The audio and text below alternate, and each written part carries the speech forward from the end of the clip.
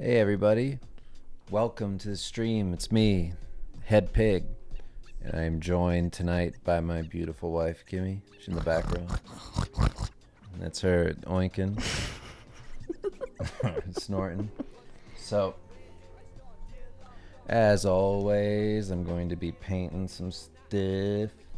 Tonight, I'm doing another one of these Wizardry pieces. So this one, in particular, it's going to be this guy on the left called the Raver Lord, but this is the one from last time. The Fiend. You can check him out. So, if you guys have questions, I'm in the chat. Yeah, tag Kimmy. At Kimberly. And I will do my best teleprompter reading. Yes. And I will read every single question. We can only pray that Kimmy didn't take an edible. I did not. Oh boy. Your reading's going to be on point tonight. Oh, yeah. It's going to be solid reading all night. I'm the best reader in this house. It's very true. What the heck is that? Alexander Page? In parentheses, Xander? We know you. Hi, Xander. Hey. Welcome. Right. Okay, so the things that we're keeping in mind is the text is going to be up here. That's one thing I didn't keep in mind last time. So let's keep in mind that. Thanks, Jake. All right. So the 80s thing to do, going with like the style of these, would be to do something a bit more dead on with the perspective, but I'm probably going to do slightly more dynamic angles as these go forward because I don't know. I don't want to do the same type of illustration over and over. After all, these aren't actually for a game. We're just doing this as like an exercise. So let's go. See if we can do something without it being too similar to the last ones.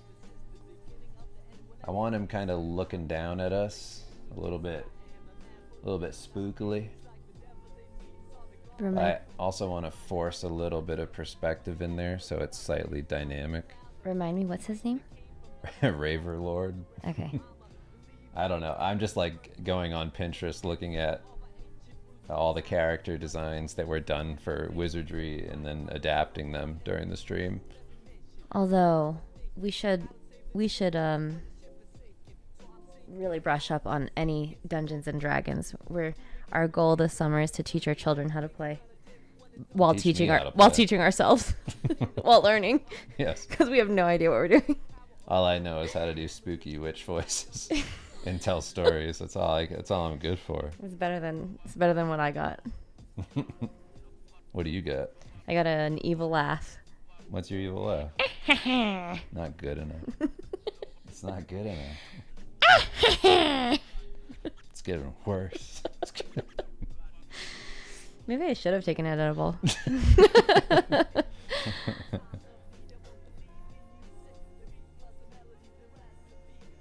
Do you have some dungeon music playing? No, it's like hip hop. Boo. It is dungeon music if you're talking about, Outcast. Didn't they call themselves dungeon music? I can't remember. Did they? I think so.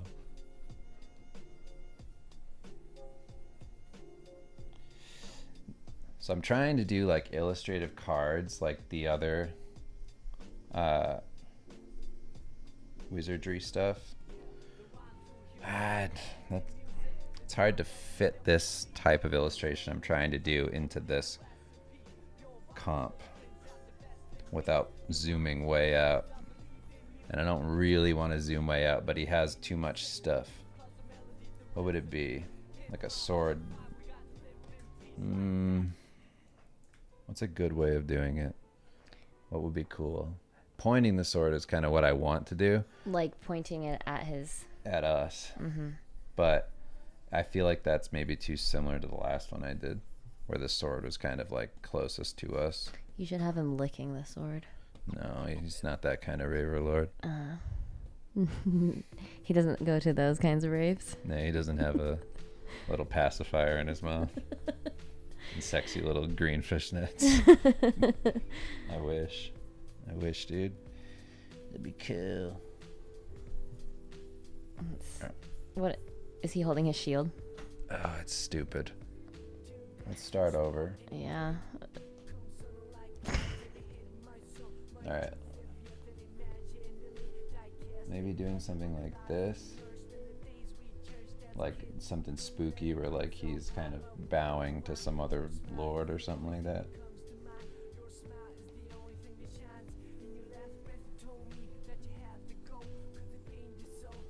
Do you know anything about this guy? No. Okay. No, I do not. I think, I don't know. Maybe this will work. Nicholas DeLuca says, what were these Wizardry card original for? I think they were just character concepts for the game. I think because like in the old game you'd kind of just confront these characters dead on. So the way that they designed them was at that like kind of just front on perspective of, you know, like pretty much what you're looking at there on the left, that like marker ink drawing. That was essentially brought into the game and redone in pixel art.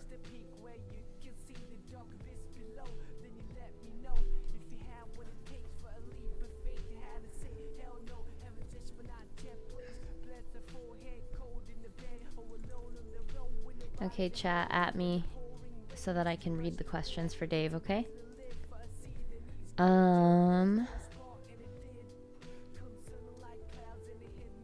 Zach Hampson says, Dave, would you do your own serialized comics in your style? Yes, I would. It's just like a matter of time and money, really. That's it. It's like, I would love to do comics all the time. It's just hard to invest all of those hours and not make an immediate return on anything. That's the most difficult part of it, because other than that, like, yes, I would do that all the time because I have so many ideas and so many projects that I want to do, but it just doesn't make sense financially to do that. I still need to do like work for, you know, people that I mean, I can't say what I'm working on, but the things that I'm doing, that's the stuff I need to keep on a regular rotation. Otherwise, you know, we're just kind of hoping that eventually this investment of time into the comic will pay out on the other end, and it would be worth all that. I mean, because the thing is that unless it's a comedy, it's really hard to get a return on investment on that stuff, because comedy's way more like universal, and it's something that I can like show people and they'll get it, and it's not going to be like a hard sell. You don't have to follow a super hard storyline. You can have one-off issues be released, especially online, and it can grab attention of a larger, more generalized audience, rather than like having a storyline that you'd have to really follow in something a little more serious. And also, it's like the serious comics, they don't really pay off until you develop them into something else, generally speaking. I'm not saying that's everybody, but it's just way more risky. Not to say like you couldn't do it. You could do it. So Danny Moore says, Dave, what would you say to someone who hates their own art? What would I say? I mean, I would say mean stuff to you. Let me see that stupid art of yours. Show me that dumb shit you're doing. This is stupid. No, I wouldn't do that. What would I say? I would say to just keep on working at your fundamental understandings of art. I mean, like, you can't just, like, what do you hate? What do you hate about it? What is the thing that you're struggling with? What's the pain point? What's the thing where you go like, I don't want to do this anymore? Is it because you hit a wall every time where your skills are at a certain ceiling and then you can't do more? You always run up against the same issues over and over. What is the thing, you know? Like that's most of it. It's just like, what is that thing that's stopping you, and identifying that and putting in the hard work. Like at the end of the day, all this is just putting in the work. You have to be willing to put in a ton of effort to get better. If you're generally saying like there's other stuff to that question, right? Like self-esteem. I can't say there's some magic thing that's going to happen with your artwork where all of a sudden you're going to have this high sense of like self-esteem. Like that's, that's like trying to fix a totally other issue than your art. That's something that's your personal problem. Yeah. If you're depressive and like hating on yourself all the time, It's internal. yeah, that's not going to be solved with art. That's like the same thing of being like, if I get this, I'll be happy. If I have money, I'll be happy. If I have, if I achieve this success, that'll solve all my problems, and then I won't be depressed. It's like, no, that's an internal thing that you need to work on. That's not something you're going to like go out into the world, find and bring back and go, ooh, that fixed it. You got to do that on your own and, actively work on it. But if it's more of like a skill issue, then that's just a matter of putting in the hard work on the thing that you kind of, I would think you already know what you have to do to some extent. Like you need to work on your fundamentals like everybody else. Well, and there's also follow-up questions to that. Like, do you hate a specific part of your work? Is there something specific that you hate about it? Do you hate the style? Are you stuck in something?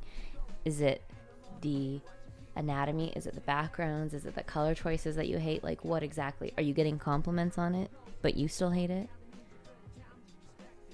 Do you have good instincts? So many things. Let's see. Knight's House Game says, speaking of comics, any news on Veil?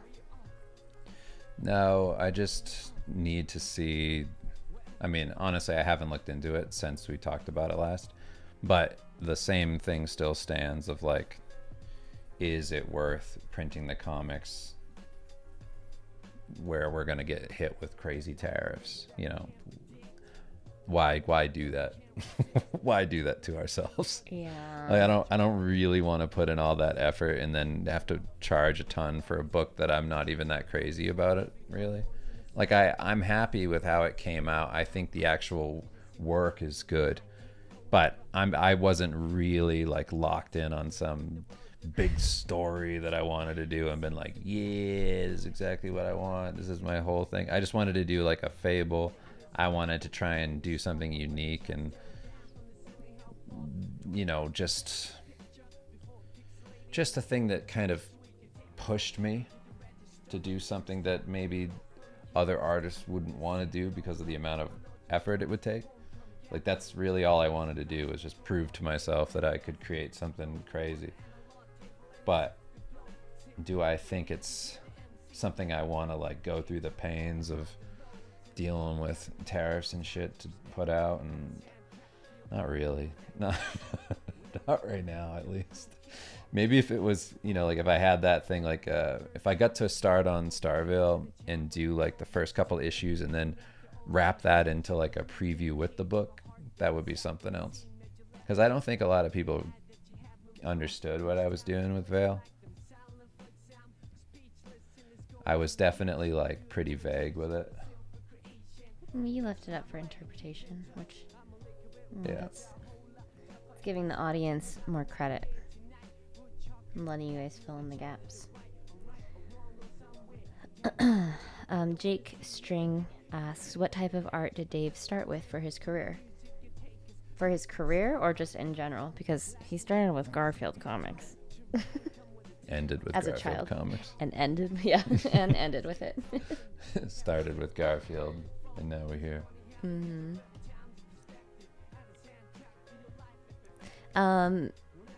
The art that you started off with your career was storyboarding for like a music video, yeah? Yeah, that was like the first big job I had when I was 19. I started working. That was like the initial kind of jump in. Like like got me kind of hooked, where I was like, ooh, I can make a career out of this. Was I started working on Kill Switch Engage's music video for their cover of Holy Diver by Dio. And I did that when I was 19. And then from there, I just got more and more work. And, you know, being a 19-year-old, like working on music videos and stuff like that, like it felt like I was really doing something. And so I got pretty excited, and I wanted to see, like, what else could I do? That was pretty cool that, like, my very beginning was doing, like, this prestigious thing. And that kind of hooked me. And then from there, it was a series of, like, silly jobs and things. It wasn't all that. It started really good, and then it just kind of was like, all right, this is what everybody's talking about when they say it's really hard. Mm-hmm. I hate the shield. Like the shape of it, or the one that you just drew? the position of it in this illustration. I kind of want to ditch it. What's up, Riley? Maybe I should do like a... Because it was cooler when it was zoomed in. Now that he's kind of far back in the illustration, it's less cool. Kind of looks like he's crouching. I wonder if I can get away with like having it be behind his back a little bit. Like that Frazetta illustration with like the dude stepping forward. Let me see. Felipe Castro says, what's going on? have you ever met Sergei Kolosov or Peilang? I never met them. I know them to some extent. Oh, actually, I don't really know Sergey. I've talked to Peilang though. That's the same person, aka Peilang, I guess. Oh, I'm thinking of that dude. Does anybody remember what's his face? It's not him. It's that dude that's kind of similar to him, who did like that monkey in the swamp, like that giant monkey. You remember what I'm talking about? Anybody? It was like an old image that went up. It was like part of like a, not like early CG Society stuff, but around that time. They're very similar artists is what I'm getting at. They have like a similar technique. I thought you were talking about those two artists because they have like a similar look. But Swamp Monkey, no clue.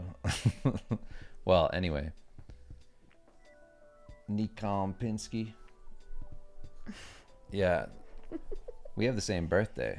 Like the same exact birthday. Like he was born March 21st, 1987. So we were born the same day. Same year, all of it. Isn't that weird? From the same mother. Yep, we both have the same mom. Both have the same twins. dad. They used to call us kissing cousins. Because we kissed all the time. Oh, nice. Yeah, we were cool dudes. Still very cool. I haven't seen you kiss him in a while. No, I haven't.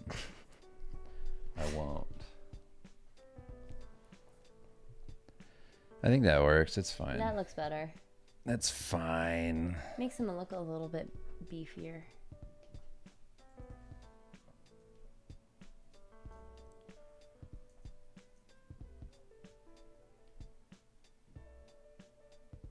Okay. Have you ever been to Meeker, Colorado? I've heard of it, I think. Never been. I don't even know what that is. There's like a lot of small towns in the Western Slope. I'm wondering if it's like south or towards like the mountains. But like where Shane's wife was from, Mancos, it's like tiny. I wonder what the population is there. Meeker, Colorado. You better have a cool story to have brought up some weird random town. Yeah, let's ask why. Why? What's there? What's in Meeker? Mark Schultz, about let to me tell ask us you a some- question. Tell us a legend.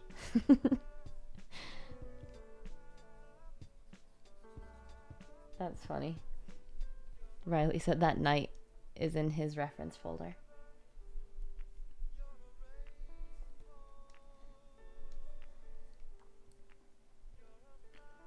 The funny thing about these is I can't really tell what the face is doing because it's so just implied. So I'm like trying to piece together what exactly is going on.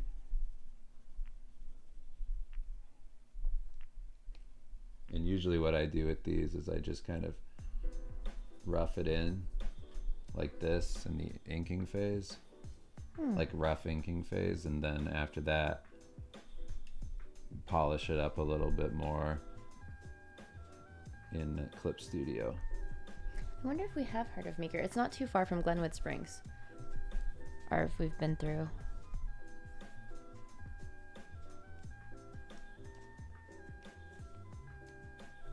Oh, is it a tiny, tiny town? I knew it.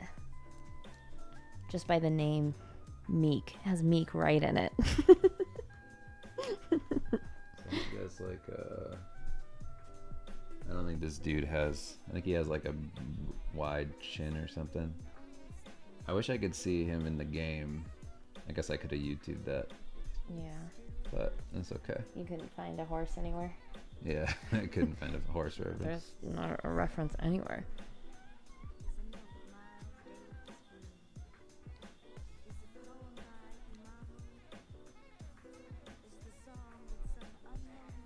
The chrome brush is very mesmerizing. People are saying that you're doing magic. I am doing magic. Magia.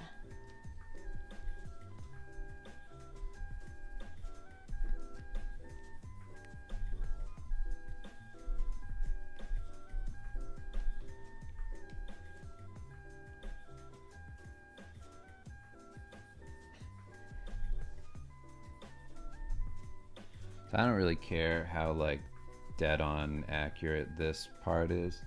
I'm more or less just trying to get information down, and then once I'm in Clip Studio, I can kind of iron out a little bit more detail as to like what I'm looking at.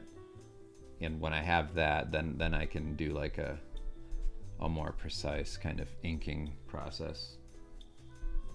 So this stuff is more just like information based. So I don't really care a lot about this being like dead on.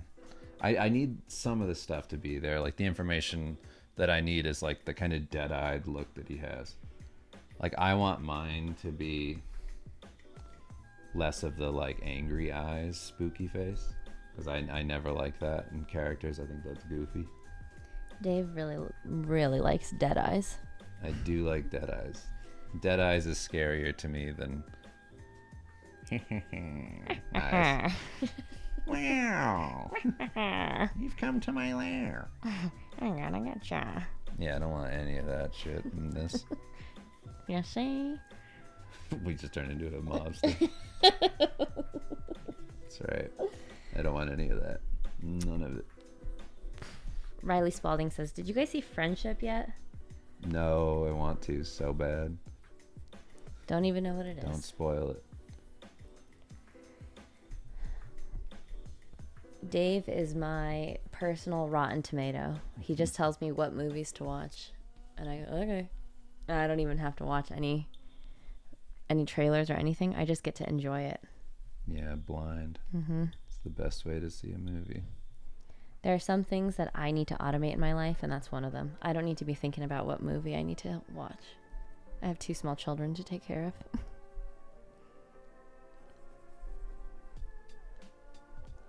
Sometimes I go, Dave, entertain me.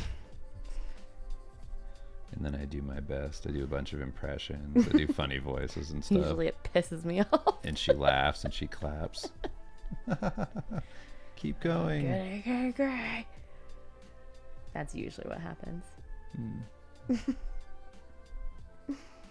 I can't get that stupid laugh out of my head. Which one? That one of the like, they call me the color thief. Yeah, you get this terrible kid song stuck in your head.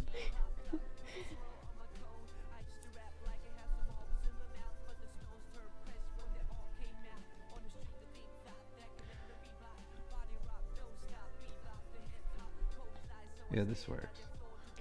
I was worried about this illustration for a minute. I was like, shit, I fucked up. Now I feel okay. This will be cool. Does anyone have Ren fairs going on near them right now? And are they dressing up? And if so, what are you guys dressing up as? I know. If I know these guys, they're going to be a bunch of gnolls. If I know these guys. Bunch of rat Bunch thieves. of mermaids walking around the Ren fair. I just know it.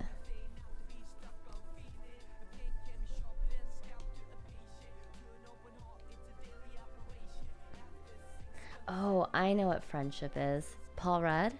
Is that what? Yeah, it's Who's Paul it? Rudd and I Think You Should Leave. Dude. Oh yeah. I cannot wait to see that.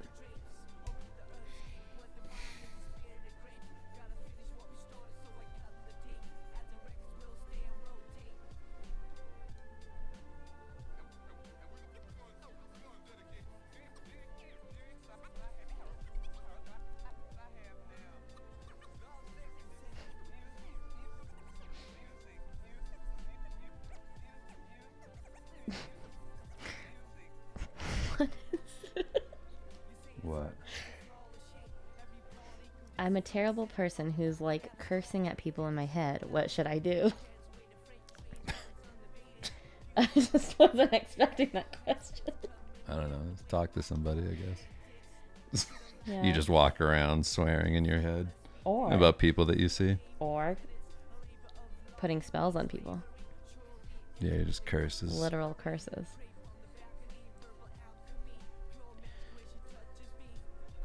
I always feel like people who say they're a terrible person who do stuff like that aren't actually that bad.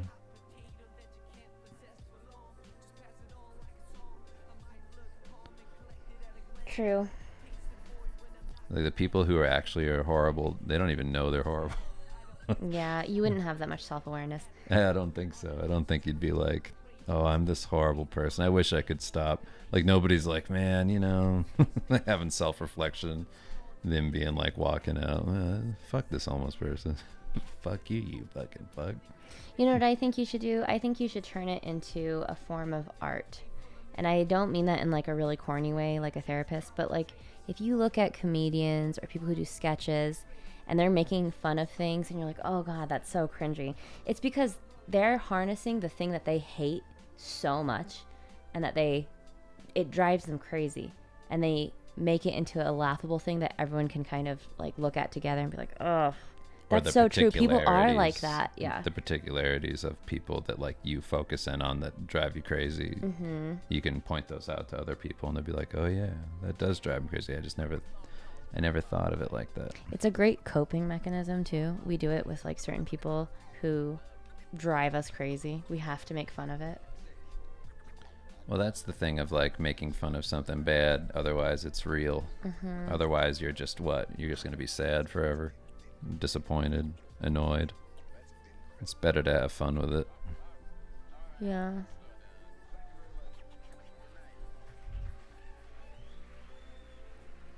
Find somebody who hates it with you so you guys can laugh together. It is true. Making fun of people with somebody is so enjoyable. It makes it a little bit lighter and it makes everything not so serious. And I think that it does turn things down as far as like how heavy something can be. Like maybe it's like, it's not that big of a deal because now it's funny. The problem with these armor sets is I'm always like wondering because there's nothing like ironed out in these concepts. I'm always wondering like what actually am I supposed to be drawing? Like I can't tell. I have to like then go back and look at real armor and go, okay, I could do that, I guess.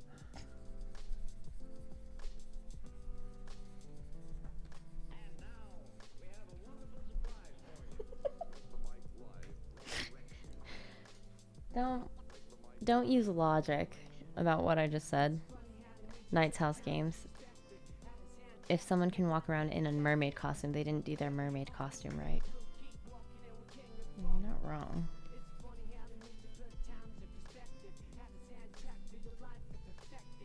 I just don't want to hear it.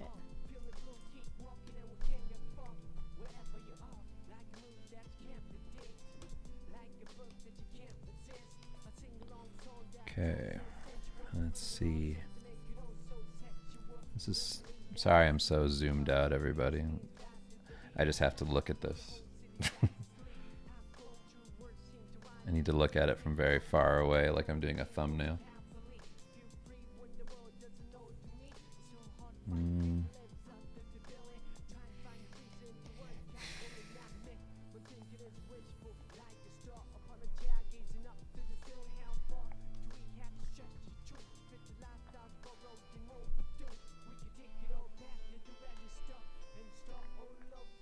Right there, I guess. I wonder if that still works. Doesn't really. Okay. You're gonna have to explain to Xander that I'm not actually this mean. This is just what the audience expects. The roast master. This is what they want. I'm just giving the people what they want.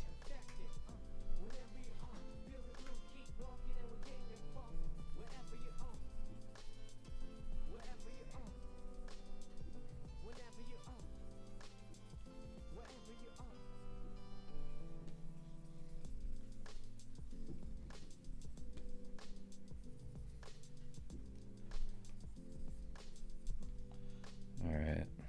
Hopefully that's accurate enough.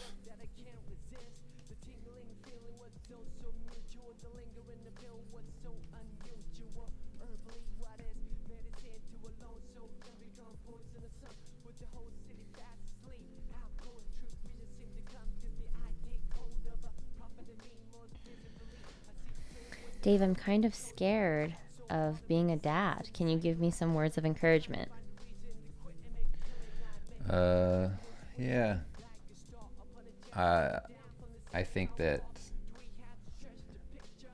being nervous is a normal response to, anything new like that. It's huge. It's like the biggest thing you're ever gonna do, It's gonna affect your life and everybody around you. So all I would say is you can prepare a bunch, right? But really you're just kind of biting the bullet. You got to roll with things. You got to have a lot of patience. Understand that things won't go to plan. Yeah, everything that you like, it's not that you can't do the things that you need to do in your life anymore or want to do. Is that you just have to have you have to be adaptable. You got to be able to, maybe you're going to work different hours. Maybe you're going to have like a hard time adjusting your regular day-to-day schedule and things. Yeah, being able to prioritize in a good way. But it's not, I don't know. I'm speaking from my own experience. It's not as bad as you think it's going to be in terms of like your life being like impossible to manage after that. Like I remember thinking like, how am I ever going to provide for everybody? Like when I don't feel like I'm even there right now. Like how am I going to be adequate enough as like a person? Like how am I going to be able to do this? Like I already feel like I'm not getting enough done or I don't have time or whatever. And then put like a baby in there. And I was just like so nervous about how we would survive. I was just like, how is this going to work? Like I'm a freelancer. Like I'm not going to have any paid leave or anything. Like how is this time going to make sense? Like how are we going to do this? And then I just kind of found that when it was going on and, when we were eventually through like the hardest parts, like the early days, it was just a matter of like sacrificing sleep, sacrificing, any comfort in those first few weeks and things of when you actually have to like do everything in your normal life plus have a kid. and then you just make it work. And eventually it becomes this new normal where, sure, it's hard, and it's going to be like the hardest thing that either of you have done, but it's not impossible. It's just going to be normal after a while. It's just going to be what it is. And then you'll do the same thing that you've heard everybody else say, where they like look at people who don't have that time to have to like always prioritize like your kid and family and all that, and people who say like, oh, I don't have any time to get anything done. You're just like, yes you do. You have everything right now. You could do anything you want. But the perspective it gives you is really great. It's you find this like new thing in yourself, this new strength, this new like ability. It's interesting like how adaptable people are to difficult things.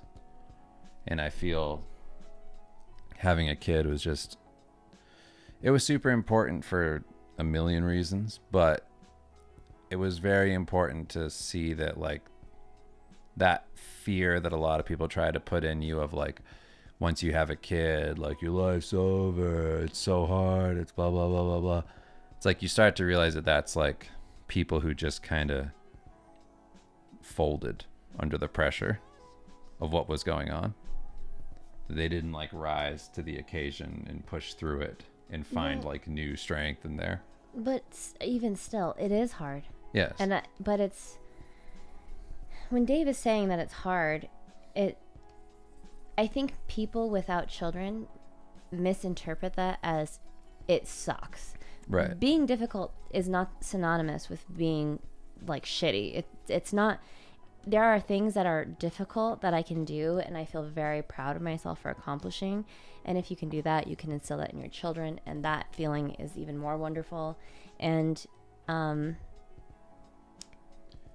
understand the whole like I'm worried about like my time and dedication to art will go away, and it seems kind of selfish. But up until this point, you could be selfish. So you will learn through having children not to be that way, and this will be your opportunity, and you can take this opportunity and learn like, this is still important to me. I still need to work on this, but I'm not gonna not work on it because of a kid. I'm going to take care of my responsibilities and find time to do this thing that's important to me. Because having your kid be a cop-out, blaming your kid for not staying dedicated, is the worst thing you can do. You will resent your child. Don't do that, okay? That's my advice. Do not put that on a child. That is not the child's choice to take that away from you or that time. You will make it happen if that's something that you really want. Yeah. I mean, more or less what I'm saying is that you rise to the occasion or you don't. It's like you just have to find like new strength in yourself and be like, oh, I can do it all actually. Like, it doesn't seem like you can just from the outside, like trying to think of the time and all, but you can. Your life doesn't just go away completely. It's just different, and you just have to be malleable. Well, and like the newborn stage, in the grand scheme of it all, we have a 6-year-old and a 4-year-old. The newborn stage, when you're in it and you're in the trenches, it feels like it lasts forever. Yeah. It feels like forever. The 1 year of life, their first year of life, feels longer than the 5 after that. It feels very long, but the reality of it is it's a drop in the bucket. The time will fly by. It'll go by quickly. And ask for help. Use your resources. Use your pediatrician as a resource. Like, there's no reason in this day and age that you would ever have to suffer while having a child. There's so many things that are just so accessible. You have pediatricians who have all the resources they can point you to. You have the internet. And then there are other people who have children that they're potentially going through the same thing. Yeah, there's definitely like a pride element with a lot of people that you don't want to fall into. Like the thing that I was always talking to like other dads about, because there's this thing of like, you should just know it, right? Like you should just know how to take care of a kid because everybody has kids, and it's supposed to be this like intuitive thing. But like, The way I thought about it was like, let's say you had never used a car before in your life, and like you knew that if you got in that, like, you know, people get in car accidents all the time, like, you know that, but you also know there's people that are really good at driving cars. It's like, it would be like you just bought a car, had no idea how to use it, and then just started going for it. You're like, I'm just gonna figure this out. I'm just gonna go for it. And I'm just gonna crash. I'm just gonna do. It's like, just ask somebody for help. Yeah, don't Like, just there's so many resources of like, how do I sleep train? Talk to somebody about sleep training. Talk to a sleep expert. Yeah, don't Like, reinvent it. Don't try to figure out from scratch. There's people who've been through it before you. Yes, that's the thing I would say is like, don't just be like, all of these things like, we're just gonna figure it out. It's like, why? Talk to people, talk to other people in your life. Like, don't just go in completely blind. That's crazy. And like, so many people do that where they're like, I should just be able to figure this out. Yeah. It's like, why should you just know that? You don't know a million other things. Like, you like, why would you just know this? It doesn't make any sense. So don't fall into that pride trap.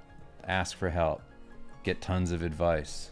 I would say I feel that women fall into that maybe a little bit more of this like stereotype of like, it should just be intuitive because my body knows what to do and yada yada yada. Like, no, there's lactation consults. Be supportive of your wife or your partner if you're not married through all of this, because she is going to be going through a huge, like, major life change where now she has a new body that she doesn't recognize, and emotions and hormones are going to be all over the place while trying to keep a human alive. It is, I mean, when I say trenches, like, you are in the trenches.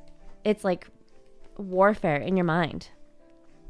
And it's not always that hard for everybody, but just, be mindful, be supportive.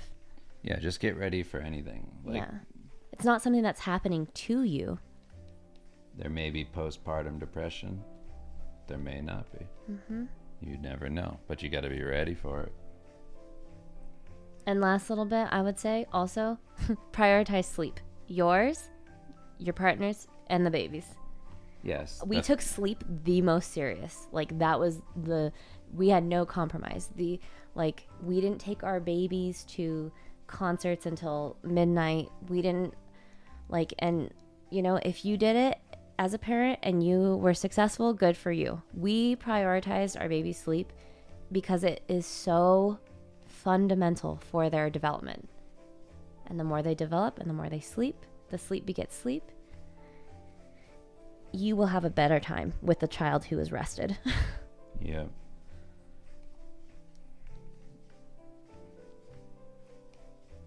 I go off on a tangent, so if anyone else has a question, please leave it in the chat.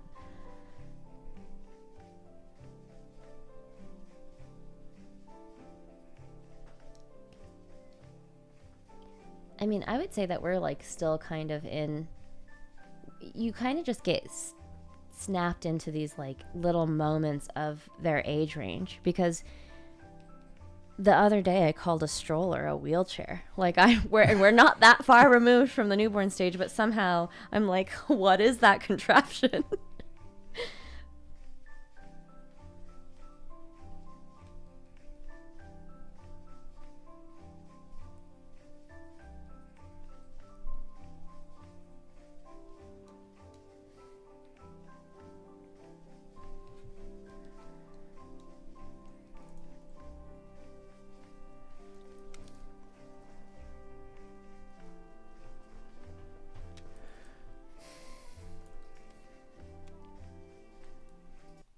Gotta go back to the mountain realm.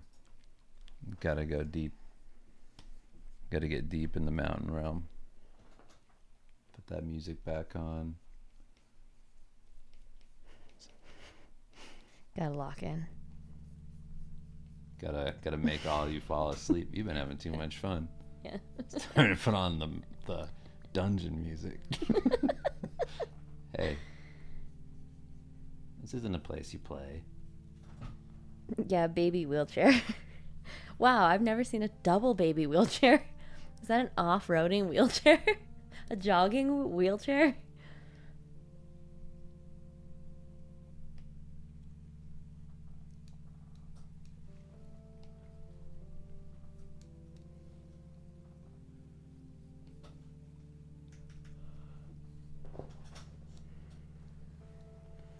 You need a 15-hour parenting tutorial to go along with the orc tutorial. We're not experts on this. I'm only answering because we were asked. I wouldn't just solicit this advice to anybody at any time. No. I wouldn't be like, "Hey, you parents over there, this is what you need to be doing." We're still figuring it out. Yeah. There's a lot that we're figuring out.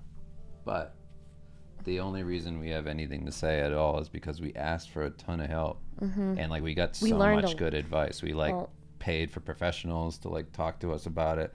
We tried other bunch of different things that helped us. It's like, so anything that we can do to make somebody else's life easier when having a kid, it's like we're down to help. I relied a lot on like my nursing background to help me, and having the knowledge doesn't change your outcome.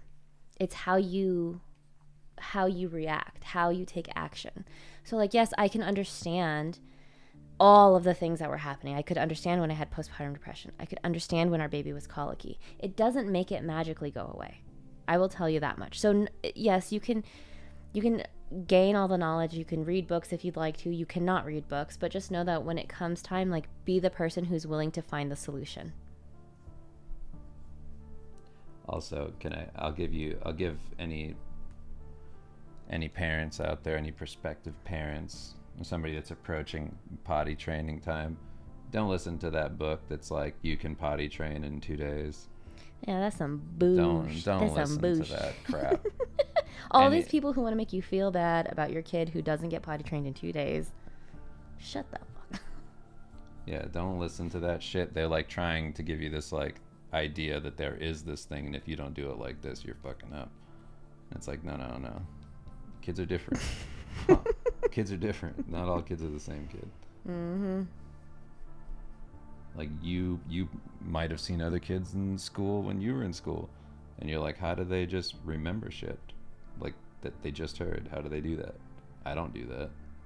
Kids are different. Riley said, my dad's advice would be to scare your child as often as possible. If there is a world event, make the child scared of it. That's good advice, actually. It's really good advice. You should scare your kids. It's terrifying. I actually do scare them a lot because I feel like I'm so direct with my children. I'm like, look, if you really want to know what can happen, you could die. Like, if you do this thing, you could die. You want to jump around with a toothbrush? You could die, okay? You know Uncle Ray? He told me. How often the kids come into the emergency room with toothbrushes jammed down their in the throats? back of their throat. You guys. All it took was one story, and I'm like, you stay still while you're brushing your teeth, you guys. Yo. You want to die? Huh?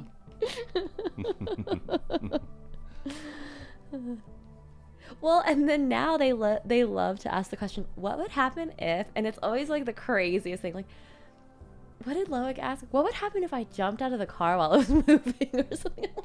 You would die. Like, the answer is pretty clear.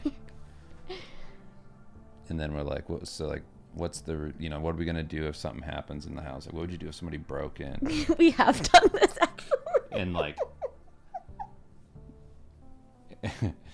and Axel and Loic are like, we'd go get knives in the kitchen and we'd jump up, we'd stab him in the eyes, and we'd pull down his pants and stab him in the balls. And all this thing. He was like, all right, boys, chill, relax, don't do that, please don't do that. No. Well, they're like pretty gung-ho about protecting me. Yeah. Nothing's gonna happen to Mama. I'll kill everybody that lives. Yeah. Okay, guys. Which is, please calm down.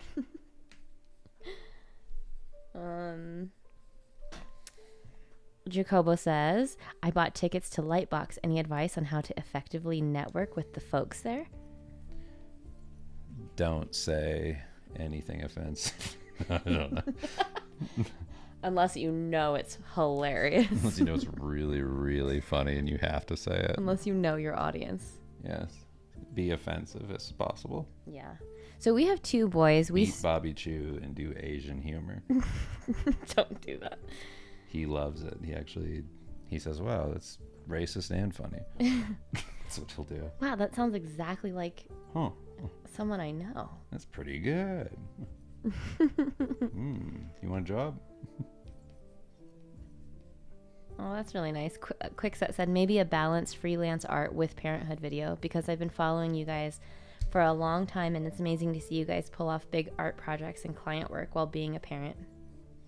Yeah, I think like I was actually talking to, I don't know if Xander's still here, but I was actually talking to or was I talking about him? Oh, maybe I wasn't. Maybe I was talking to Jed the other day. Well, anyways, talking about time management, and it's funny to think about, like, generally speaking, what time looks like now. Well, I guess I was talking to Xander about the speed with which I was doing stuff, because like most of my concepts now are like between 3 and 4 hours. I'll get something done and it looks like a painting, you know, like one of these things that you're looking at. I'm spending a little bit more time on this obviously because I'm talking, but generally speaking, these go really quick when I'm locked in. When it's the only thing I'm doing. So Fucking love, baby. So yeah, like I felt like just because I had to get faster with kids, like trying to get done with the workday early enough to be able to hang out and be a dad, it's like I just got faster. Like I don't really know how to explain it. I had to get faster, so I got faster. What would you say is important about the dynamic of our relationship and having children? Support. Like support's the biggest one, because it's not like I can, you know, like thankfully Kim's not working right now, so she can be home. Oh, baby, I work. Well, you know what I mean. Like you're not leaving the house. I don't go to a hospital to work anymore. I'm saying that she's with the kids. Yes. That's what I'm talking about. If she had to leave and we needed a caretaker, that would be a whole other thing. So like thankfully Kim is there with the boys and like not having to go to a regular job and having to make it so that we also have to have like a babysitter or, you know, just somebody at the house all the time. Like that's extremely helpful. And Kim is so versatile. Like Kim could do everything. She's like an amazing cook, amazing mom, amazing partner, everything. So like that's, I can't say that you'll find that. I think Kim's the only one who does. Who's a, I don't know what you'd call her, quadruple threat. I'm the wind in your sails, baby. I keep the ship going. Yeah, Kim's all of it. So yeah, that's like an impossible thing to be like, just do that. But I think it's just that we make time, you know, as best we can with everything that's going on, like still being able to afford the kids' school and mortgage and all that stuff and be able to live a comfortable life and also have time to be with the kids and everything without having to be like, you know, like we know people who are doctors and shit and like they're just gone. Yeah. Like all the time. Like they don't get to spend time with their kids really. Not in the same way. No. And like even when I'm working, like I'm home at least. It's like, so to have like the work life balance and like it's not always going to be perfect because nothing's perfect with kids and just everything that goes on in a life. And there's not, you, like I said, you can't really prepare for every little thing. No. It's just impossible. But for how we do manage, it's been going pretty good. But I feel like we just have like, I don't know, just like mutual respect. Like I have to think about it in terms of like other people's relationships because sometimes I don't really think about that. And I'm like, Kim and I don't really like fight or like have like major differences in like how we parent I or think like that's ideas. that's a huge one. Like we both have like similar expectations when it comes to like what this should look like. So I feel like that's like a big thing. And we also never like cross each other or like have conflicting advice for the kids. Like we're always on the same page. Even if like one of us doesn't agree with the other, we'll never be like in front of the kids say something like, don't do that, do this. We don't undercut each other. Never. There's a lot of mutual respect in the way we parent, but it also helps that we are very much on the same, we're morally aligned in so many ways. We really haven't hit a crossroads where we're like, that's completely wrong, and one of us is like way, left and the other one's way right or whatever, or something. I think like literally the only time we ever had anything even remotely close to that are you was gonna say Santa Claus? yeah, was Kim not understanding why I wanted to do like Santa Claus, and then I was like, no, it's really like magical and like the kids are gonna love it, like it's gonna be like an amazing thing. And Kim was like, well, I didn't do that, like my parents didn't do that. And okay, so part of me, it wasn't like this whole thing of like I didn't have it so they don't need to have it. She just didn't really like. I didn't understand the importance, but because I was like, I enjoyed Christmas just fine without Santa being a thing.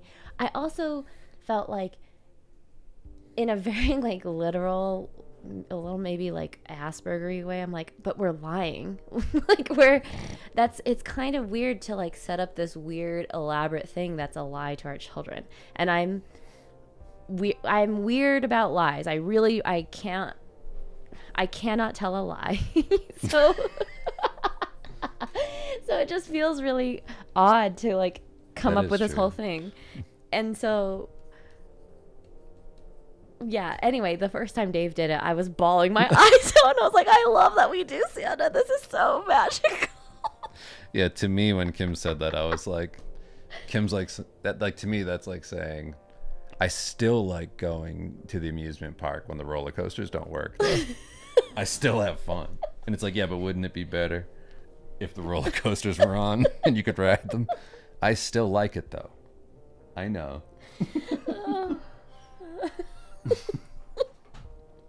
I know, but Disney World's not really Disney World without Mickey Mouse. Like, he should be there. It shouldn't just be no Mickey Mouse. Yeah. I mean, it's also very healing for my inner child, to be quite honest. Impulse had asked, when did you guys start potty training?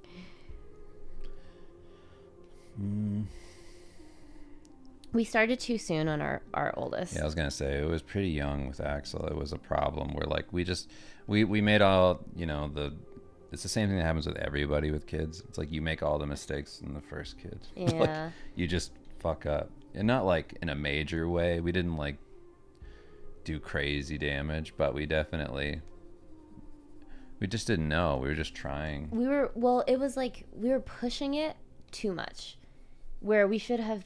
It's a weird situation to be in because he didn't really have the vocabulary to tell us that he wasn't ready either. And then our second one, I was like, we're not doing that again. That was crazy. We're not stressing out about this. Like, they can feel our stress. Yeah. 1000% they can feel your stress. And it was so much pressure. It was just like, I felt terrible. He felt terrible. Dave felt terrible. We were all just like having a bad time. So then with our second one, we waited between like 6 months and a year longer than we did with our first one. And we honestly like waited for him to just be like ready. Yeah. And like kind of give us signs like, it's hard because it's subtle and you have to really be like thinking about it. But I think he was closer to like 2.5. We started at 18 months, I think. Did we? Or just after? Yeah, I think so. I think we were going off of like advice from books and stuff. Yeah, our kids are 18 months apart. So maybe it was closer to 2 with our oldest Axel, and then it was probably closer to like 2.5, almost 3. Not quite. I think it was before 3 for our youngest. But here's the thing. Diapers are expensive, so I get wanting to try early. And so if your kid can do it, do it. Maybe your kid is going to be that person who is just like, they just take to it, right? Yeah. I also don't know what my mom did, but I was like potty trained at like 3 months old. Like It's called like elimination something.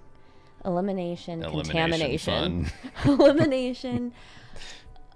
There's a term for it. It's No, called there's a pain. term for it. It's like, because they know, like, after babies eat, they usually poop or pee, and so you just hold your baby over the potty, and then they can't hold it though. That's the problem. You think that's what my mom did? She might have. It's a very like, naturopath type of trend. Okay, because So, and I your don't know mom how kind the of hell aligned she with did that. it, but I don't remember Your mom ever drank kombucha. having diapers. But yeah, our younger kid, when we waited till he was a little bit older, it was night and day. Number one, he had the vocabulary to help, communicate what he needed because he was older than our firstborn at that point. And then he just like, obviously secondborn, they get to see their older sibling doing it or whatever. Yeah, they want to do it because they see it.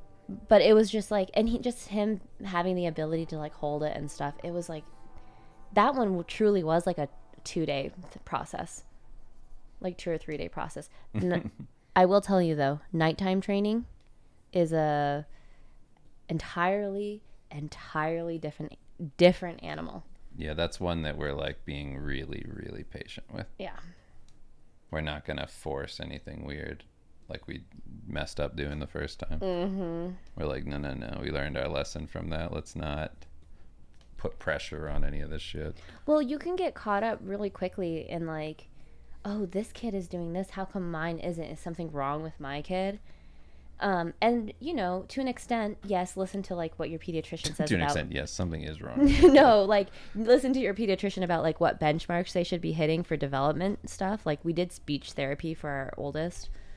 But certain things, it's like, if they don't seem concerned about it and they see however many children throughout, an entire year, it's like, I would trust that. Find a good pediatrician. That's my other my other advice. Okay, let me do this shadow pass.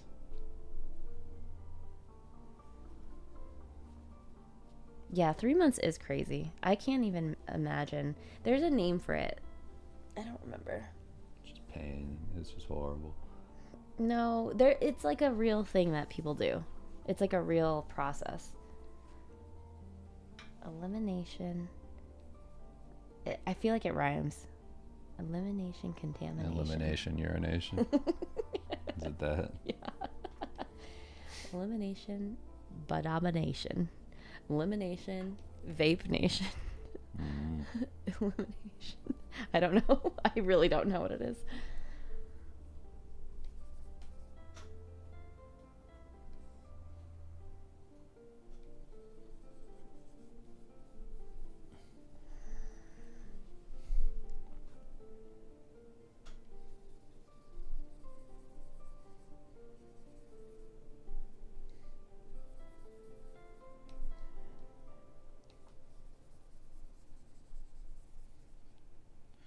That's crazy, Adam. He said his brother put a pencil through his cheek running around at school with the pencil in his mouth.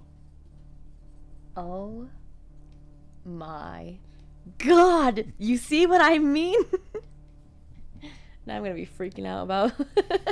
It's a new one. Honestly, it's any pointy object. Like, even, I'm like, I don't know. I'm a freak about it because I'm like, I'd rather be the mom who's like, don't point the fork at your eyeball when you're walking from the kitchen to the table, because the 1 in 1 million chance that you're gonna trip and fall, it's gonna go straight to your skull through your nose. Like, I just don't need to have any freak accidents happen. Yeah. Elimination communication. Thank you so much. I could have Googled it too. I thought it would just come to me. Kim's trying not to Google anything in an honest way. Yeah.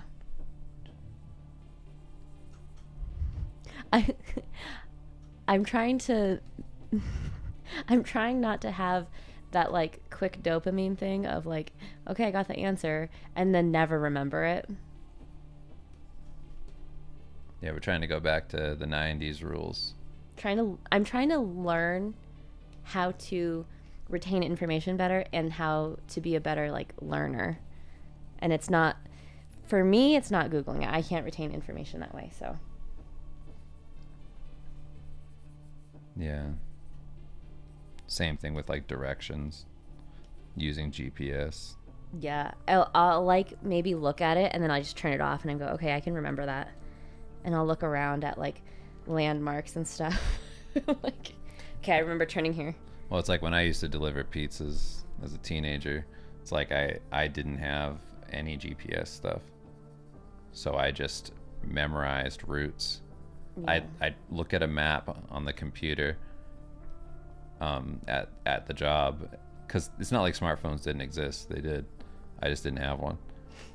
So I would look at the computer at work and like look at the route and go, okay, I kind of know where that is, and then I would go from there. And then I would look for the house. Dave's eyes would roll in the back of his head and he would. I could see it, Yeah. sight beyond sight. I'd go into the house in my mind and I'd be like, there you are.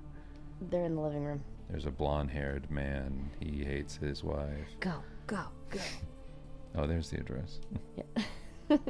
There it is. This one has a dog. This house has a dog. Jay says, are you going to do portfolio reviews again? Never again, actually. No, I don't know. That's something that's like, it's so time intensive for me. Like, if we could have like an in-person event, then I would do it.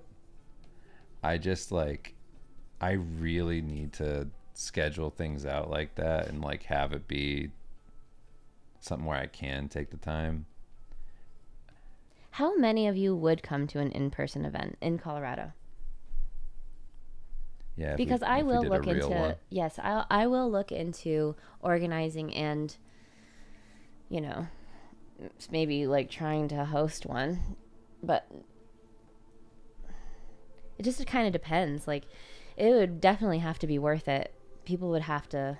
I'm a bit of a crazy person too. Like I just have to, like I have a problem with like making things worth it. So I kind of go crazy with that. Review everybody's portfolio. Make everybody mad at other events. Can't tell you the number of times that's happened. But Dave, just end this so we can all go. And I go, no, I don't want to. You're gonna get a thorough. Let me please get to everybody. Leave me alone. Every single person is gonna get seen. Oh, from Brazil, so probably not going. I definitely would if I still live there. Well, that means no. What would the event have? It would have dancers. It would have live. I don't know. Ideally, it would have other artists as well, not just Dave. Yeah, for sure. Not just me and Dave being like, you guys you wanna see our bit where we like just talk about parenting for hours? It would definitely No. be art focused. It would be Artists. yeah. Artists that you like. Not just me. Mm-hmm.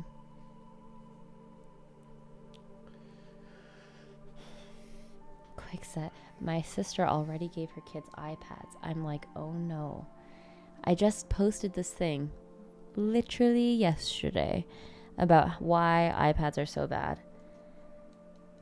Yeah, that thing about like even like a movie's better just because it has something to actually sit and be invested in. Well, it's like usually a story of moral something. It's a lesson to learn. It's long format. It's their attention span. And you're not really like, iPad is just initiating gambling habits, is it not? You press a button, you get a reward. Yeah, it's crazy. Yeah. And it's also very solitary. You are isolated in iPad, so it's not the same. Watching a show, preferably a movie with a child. It can be a social thing. It's this whole thing. I can't cite my source, but I didn't come up with this information. This is something that's been studied, so take it for what you will.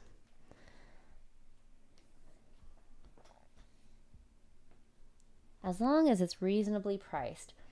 I also, there's lots of variables to consider, like lodging, um, the duration of the event. Is it a weekend? Is it a week? What can people afford to take off of work? What can people afford to pay for?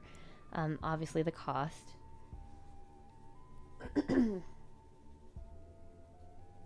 Yeah, we need angel investors. Mm-hmm.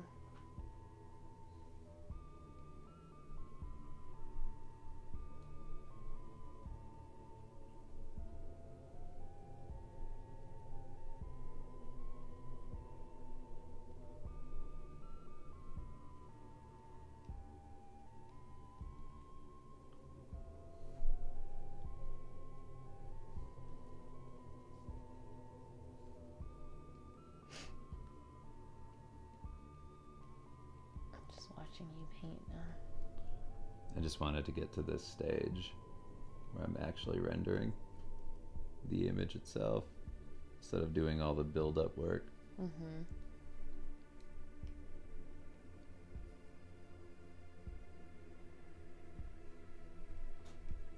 It's the fun stuff. I need to go take a shower in a moment. My legs are going to be so dark. I was trying to do a slightly longer stream to make up for last week. Oh, yeah. Okay. I wasn't on. I had non-stop deadlines just the past 2 months, honestly.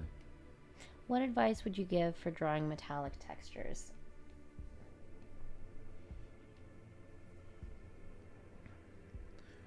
Well, the worst advice I can give you, that's also the best advice, is to do it.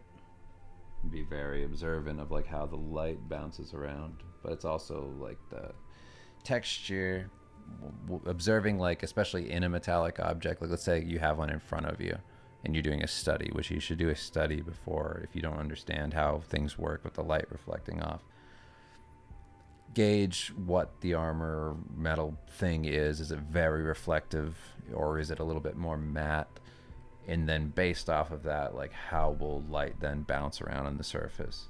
And when you look at like a piece of metal in front of you, like on a desk or something, you're kind of focusing on just like what is around it. You start to perceive things in the actual reflections and go like, oh, okay, like this is how things are showing up in here. It's like, oh, okay, that's that light from this part of the room, etc. It's like you're kind of trying to plan it out of like, all right, so it's all about my environment that I'm putting, whatever this thing is, it's all about the environment of what's around it. That's going to dictate what's reflective, where I do like the scratches and things, and how those things pick up the light. And then, if it's dirtier metal, all that. Like I actually I would do paintings, studies of like a mirror with something on the mirror. And then I would also do studies of like metal objects and things. It doesn't need to be exactly what you're going to paint. Like I could learn a ton about how to paint armor just from painting a spoon on my desk. Like I don't actually need to have the exact thing that I'm going to be painting in order to get a good study in for it. But that's what I did. I just did a bunch of observation work and let myself really think through like, how am I perceiving this?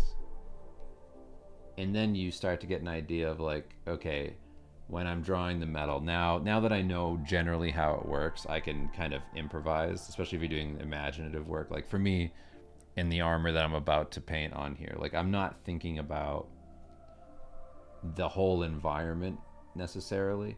I'm thinking generally where the light's coming from in this image, which is this like top right here. And then I'm doing the easy stuff right now, just like in the skin. But like once I move into the armor, I'm just kind of bullshitting what's around it. Like I know generally speaking that this armor is going to be on this dude and this dude's going to be on a tan background. That's how I've been basically doing all of the art for this Wizardry series that I've been doing.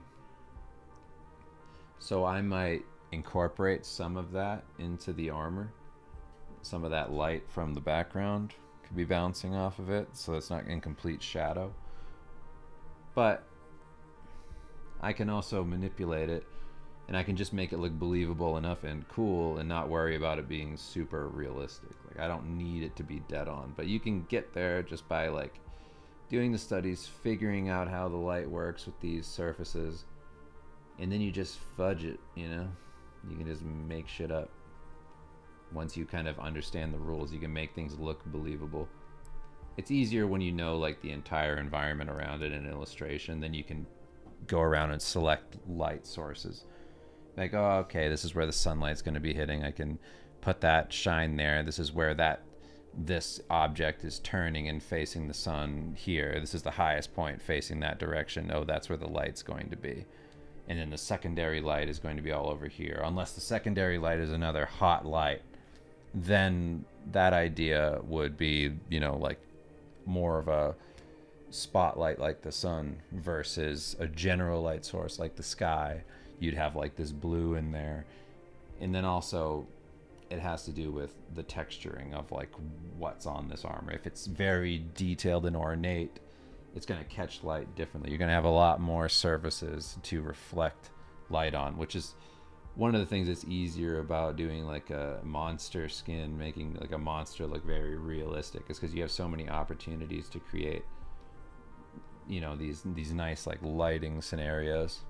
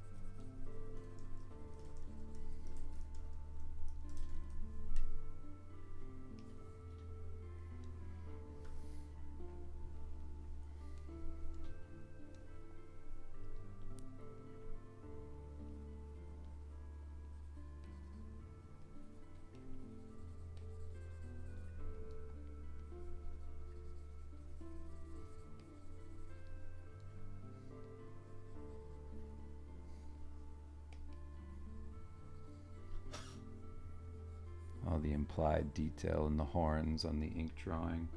All these little like tiny shapes that imply that there's like a ton of ornate stuff going on there that of course isn't drawn out. So I'm just gonna imply that stuff too.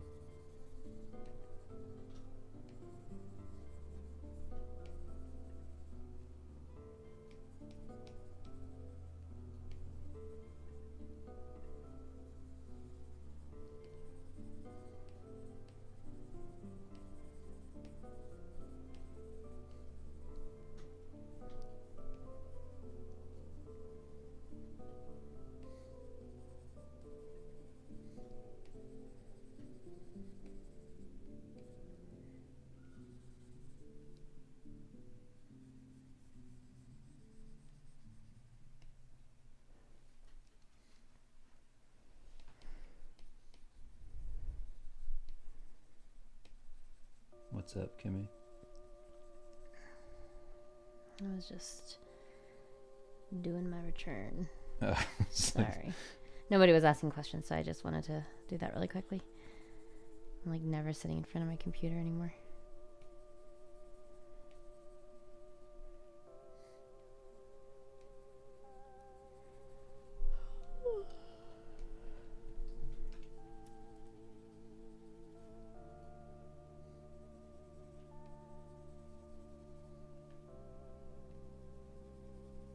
Trying to put everybody to sleep with this music. I'm not even listening. I hope it's working. I'm not even listening. I was getting too And I'm many getting questions. sleepy. You gotta put him to sleep with this. I know. No, I'm glad everyone is very engaged.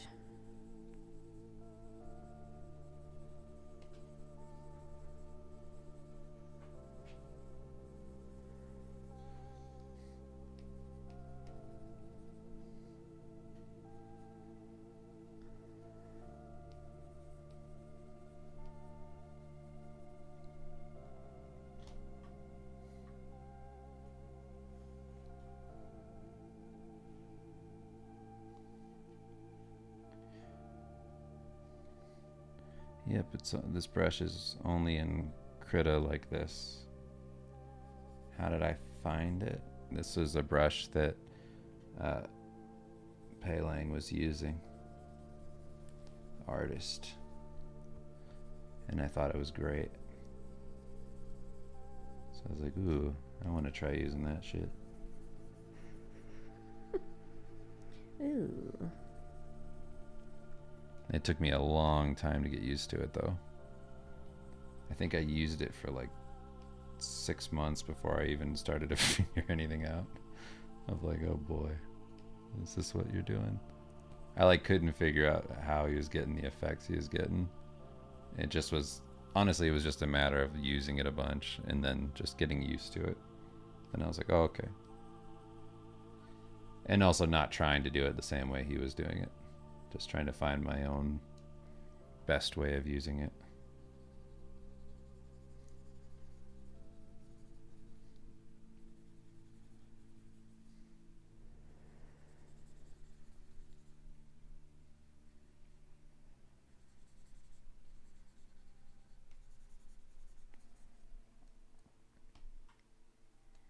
But I think seeing his work was enough to let me see like what's possible with it. And then I was like, oh, okay. Now that I can see how somebody's getting like these really cool results with it, maybe I can do that. The artist is Pei Lang, P-E-L-E-N-G. It's Nikon Pinsky.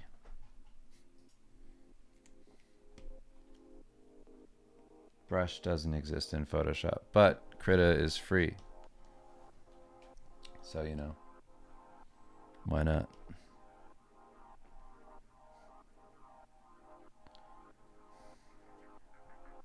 That's what I'm saying. Why not?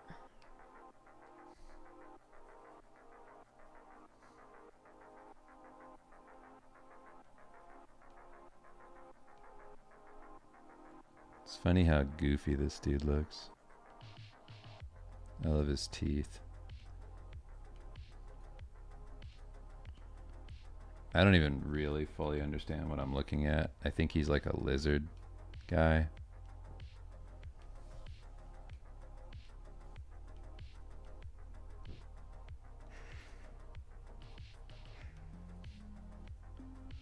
It's just that the image is so implied that it's hard to tell.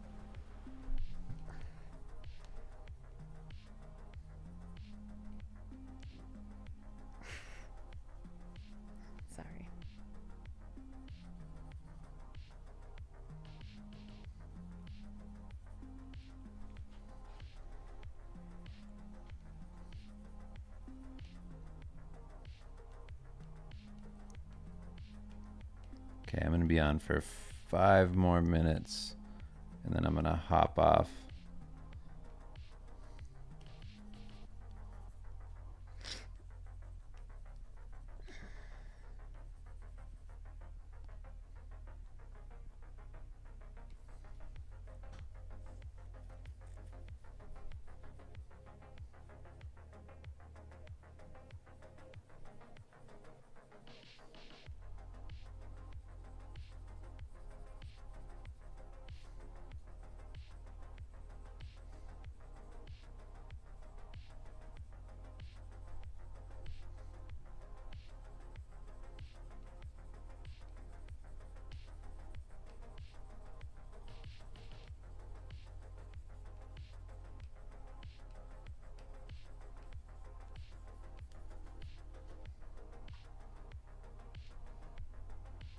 Glad we got to the other side of this planning phase and actually got to some execution phase.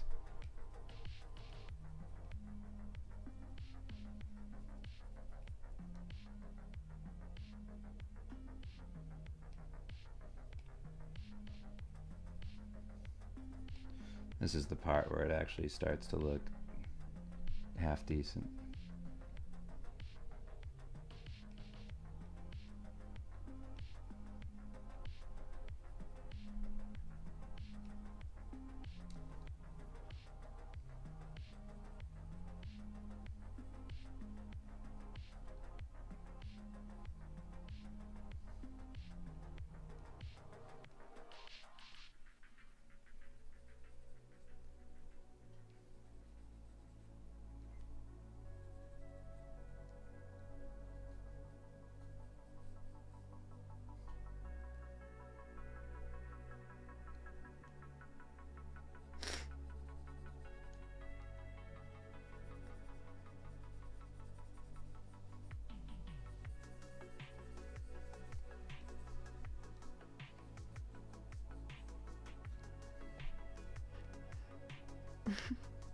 Those little like teeth are so funny.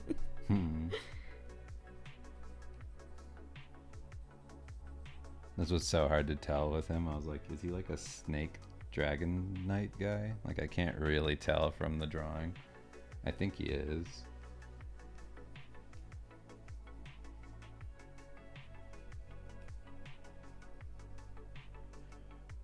Raver Lord doesn't give me any clues.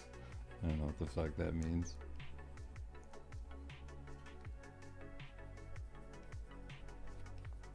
Yeah, I wonder what, like, in that world, what does that mean? Raver. He's raving mad. I don't know.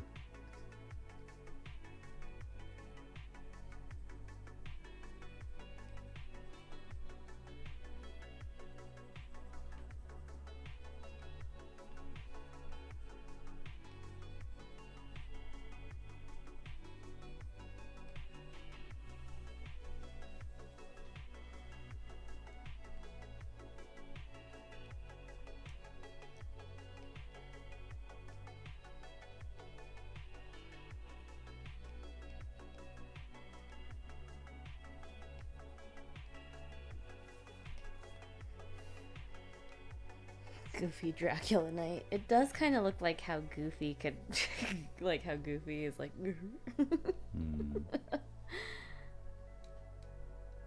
Man, bear, pig.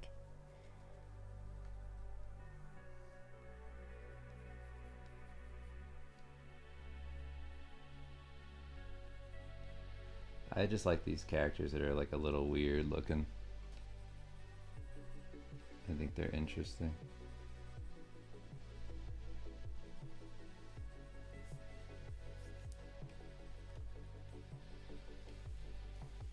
Is that a horse on his shield? I guess so. Or a skull. I'm not sure. It's probably a skull. I don't know why it looks like a horse to me.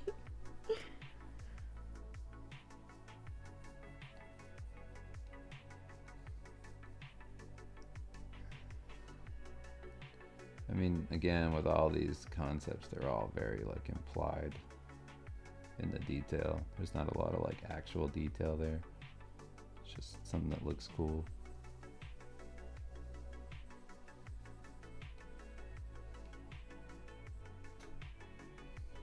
Looks great.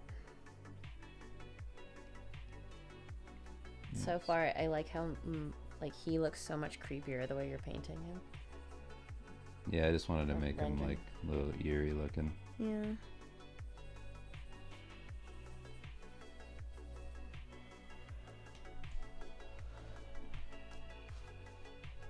I'm exchanging that top, that yellow one. Mm. Shit. I got a medium. Do you think I should get a small or an extra small? I don't know. Okay, everybody. That was the 5 minutes. Let me zoom in on the face so you can see it. There you go. So far, so good. Thank you all so much for hanging out. Appreciate you. And I will see you next Thursday. So, yeah. I'll talk to you all then. Appreciate you. Later, everybody. Bye, everyone.